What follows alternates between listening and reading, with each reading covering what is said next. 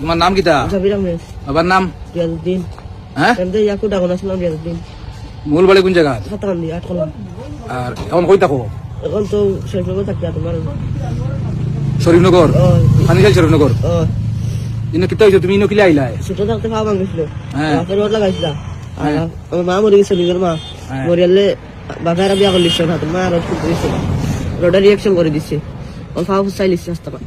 কাল শিবিরও দিছিলাম পুলিশ দিকে, পাবলিকে ধরিয়া দিয়ালে হসপিটাল মলম মলম লাগাইয়া দিছে, দিয়ালে অ্যাম্বুলেন্সে লইয়া আইছে, বাড়িতে লইয়া গেছে। আপনার মা কইছে ছোট লোক যাইতাম গেছি, দিয়ালে আপনার ওটা কইছে যে সে ফেলাই দিব কাট পোয়া না, তাদের রগলা নিয়ে ফেলাই গেছে। কোনো এই জায়গা হইলো বেড়াজাল।